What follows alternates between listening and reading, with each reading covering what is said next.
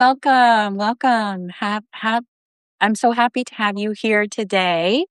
If this is your first Substack Live with me, welcome. My name is Julie Marvel, and I spend my days writing, teaching, and creating spaces where women can truly build meaningful friendships and community. I truly believe that community changes lives, and I love that we get to spend time together here on our live call. So, thank you for being here. Before we dive in, I'd love to know where you're joining from. So, leave your city or country in the chat if you're comfortable, and tell us your first name, introduce yourselves. One of my favorite things about Substack is that women from all over the world are gathering in one place. And even though we live in different countries and have different backgrounds, I've found over the years that women typically have a lot more in common than we do differences. So put in the chat where you're chiming in from, put your city, put your country, and introduce yourselves. I think I'd love you to think about this question, okay? What does friendship mean to you? Talking about adult friendships is so different from when we were kids. When we were 20, it was so different making friends. And when we were small, we had friendships just built into our lives. So I've been thinking a lot about this topic lately because friendships are one of those things that we all want, but very few of us are really taught how to make friends as an adult. When we're children, friendships are just built into our lives, into our school, into our sports, our neighborhood. Our parents are introducing us to people that have kids. So it's very easy and natural to make friends when we're little. But as we get older and life changes, we're building careers and we're starting families and we're having children and getting married. And then sometimes we're moving to new cities and we know absolutely nobody, or we maybe become caregivers for our aging parents. Our children leave home. And now we feel like we've experienced a loss and we're looking for friends, but we're not sure how to go about achieving that goal. How do we go about making friends as an adult? So I'd love to know in the chat if this is something that you're feeling. That does this resonate with you? Have you had the experience of, friendship was easy when you were little, but now that you're much older, maybe your kids are grown, or maybe you're retired, or you've moved to a new area and you're having a difficult time making friends because you're just not sure what to do. Please put that in the chat if this sounds like something you've gone through. So I think that you'll find that a lot of people feel the same way because I know I've spoken to hundreds of women that have told me this exact same story. One of the biggest lessons that I've learned over the last decade is that friendship rarely happens by accident. I know it's probably not what you want to hear because most of us would love for friendships to simply appear into our lives. We hope we'll meet the right people or someday someone will just invite us in, but that's not always the way it works. Friendship doesn't come really knocking on your door. It grows because one person decides to open the door. So, over the years, I've watched thousands of women walk into events where they didn't even know a single person. Some of them were terrified. Some almost turned around and didn't come in. And some of them almost canceled the night before. But the women that I hosted events for over the last 10 years, the ones that showed up, the ones that were brave enough to show up and put themselves in that uncomfortable position, were the ones that were able to finally make those connections. So, you have to think about what is it that you want and what is it that you're trying to achieve. And even in something as simple as making friends, this is something that needs to be intentional. It's something that you need to think about and plan for because it's not just going to show up on your front door. So when women came into these events, it was incredible because these beautiful things would happen. One conversation would turn into another conversation. And then I watched people exchange phone numbers and they would go on coffee dates. And then I would start to see their photos on Facebook and I would know that they met each other at one of our events. It was such a rewarding thing to watch when they've come in alone terrified, they make a friend or they make a group of friends, and now they have a community that they intentionally built for themselves.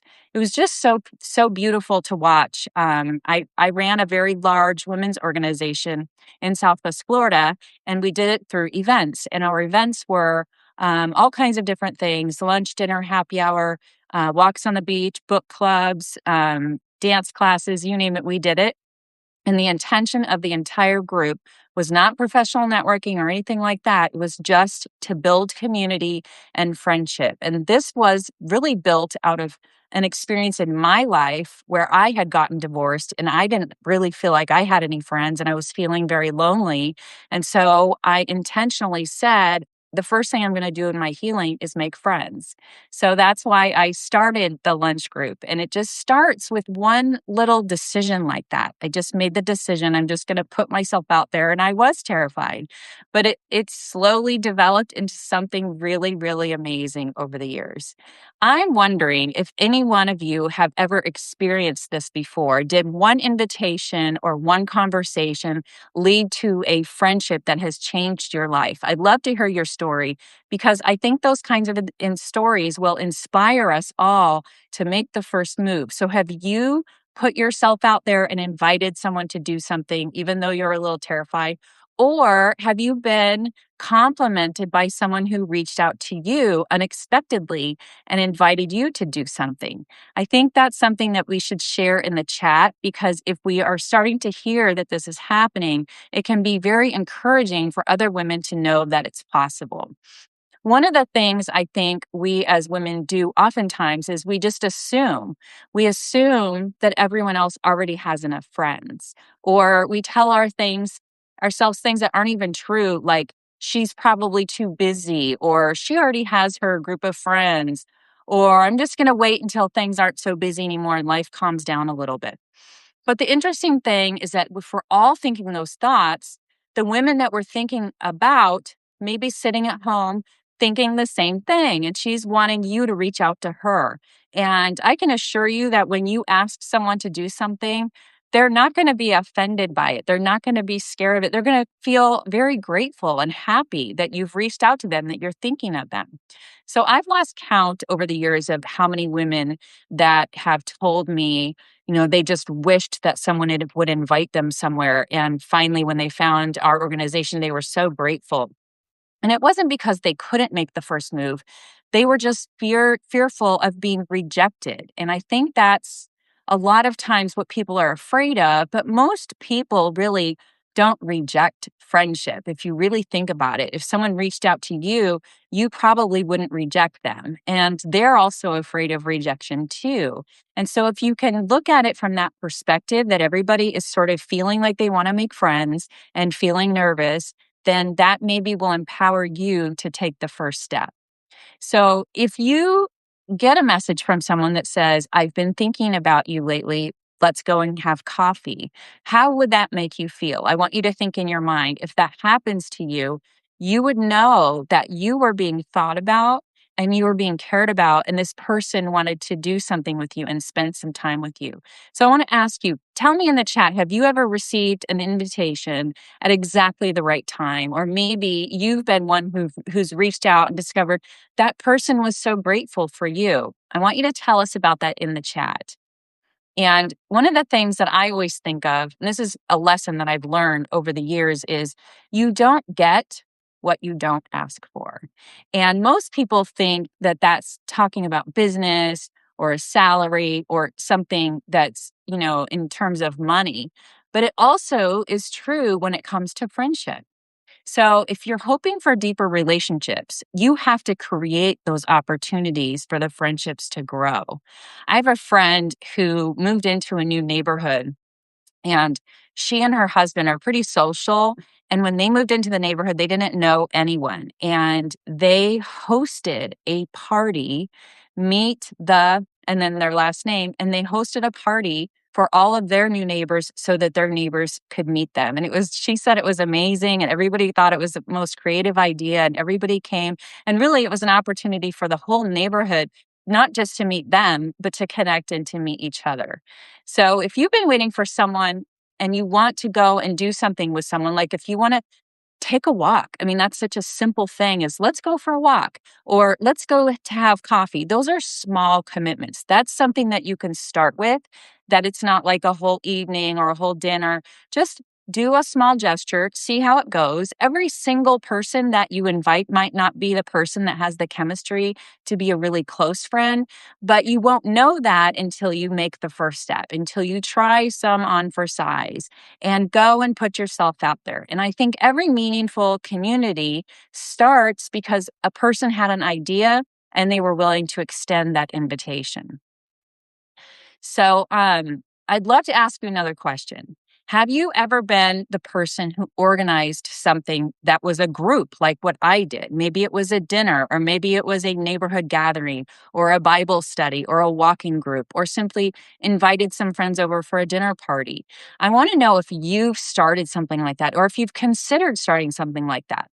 Because anytime you attend something like that, a book club, or a walking group, or a lunch group, somebody had the idea to start it. And if you want more information on how to do that, please reach out to me because I would love to give you some ideas on how I did it. And our group grew to, we had 10,000 women locally in our Facebook group, and we had 500 women participating in our events in person. So we really created a sense of community. And I'm happy to help you and give you some information on how to do that in your own community. So, as we wrap up today, I want you to think of a challenge. This week, I want you to think of one woman in your life, not 10, just one. Maybe she's someone you've been meaning to reconnect with, or maybe she's someone you've met a few times, but you've never really gotten to know her. I challenge you to send her a message, invite her for coffee, or invite her to go for a walk or something like that. It doesn't have to be big, and don't overcomplicate it. And you don't need to be perfect. You just need to be willing to take the first step, to make the first move. You might be surprised to discover that she's hoping that someone reach out to her. She's probably at home feeling exactly the same way that you are. So before I finish out today, I just want to say thank you to everyone who supports my work here on Substack. These conversations mean so much to me because they're becoming more than just live videos. I feel like Substack is changing the way that I'm connecting with women. I feel like it's such a warm and welcoming community that it's not just a social media platform necessarily. It really has a sense of community, and it also has good vibes, right? It has very positive and uplifting vibes. I love being on Substack. I've only been on Substack just over a month, and this is really a place where I'm going to stay. I think I just love being around the people. People are creative, people are supportive, people are intellectual, people are reading what other people are writing. And I think it's really a substantial platform that's very powerful in addition to being kind and supportive. I think it's also a very powerful platform. So I would really encourage you to upgrade your subscription to an annual subscription because I'm going to be doing all kinds of different teaching and group activities and workshops, and we'll have downloads.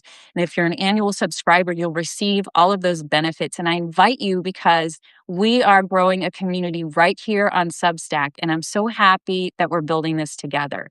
So before I leave today, I want you to put one final comment. What is one small step that you're going to take to invite someone into a friendship this week? I want you to write it in the chat. Tell me what you're going to do. Make a commitment not only to me, but make the commitment to yourself and follow through on your commitment. We'll hold you accountable. You can come back and let me know how it goes or send me a private message. I would love to hear if this inspired you or if it has gotten you thinking about what you want to do to make a change in your life. So thank you so much for being here, everyone. I'm so grateful. My name is Julie Marvel, and all of you have a beautiful day. Bye for now.